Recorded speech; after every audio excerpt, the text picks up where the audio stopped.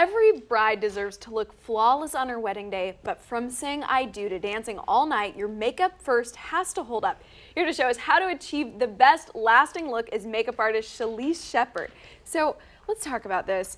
When you're sitting down with a bride, what questions should she be asking?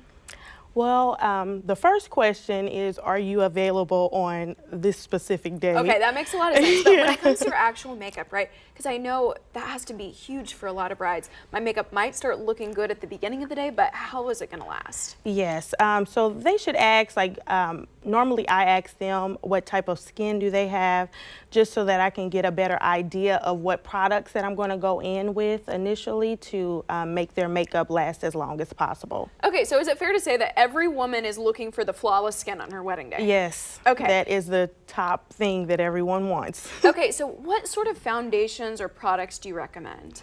Well, for me, I recommend long-wearing products. Usually I go in NARS, it's like my go-to.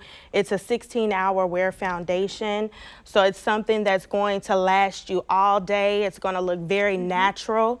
And this is what it ends up looking like. It's a liquid foundation. Yes. It goes on the skin very easily? Yes, and Okay. it's still very skin-like, and it looks very natural. Okay, so you've actually done sort of the look, but you also wanted to show us how to highlight, because we don't want to Yes. walk out the door ending up looking like a disco ball or something like that. You need the place to put it.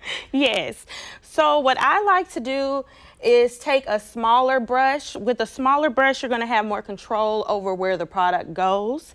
And I always like to just take a little bit, just a very little, and make sure that you tap any excess off of your brush before you get started. And I just like to pop that on the high points of the cheekbones. And for a bridal, I do like for it to be a natural glow. I want it to look like it's glowing from within. Okay, and how do you sort of pick what color? Because I see you mixing a couple different colors right now. Yes. Is there a part you want the light to be on a little bit more? Yes, the very high point of the cheekbone, you'll want that light to just bounce right off of that highlight. Okay, and then is there a difference between like loose wearing versus pressed powder?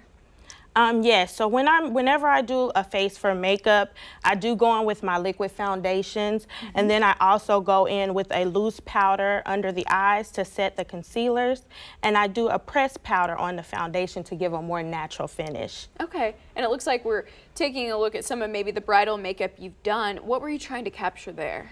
Well, that particular bride, she wanted to be a little bit more glam on her wedding day. Okay.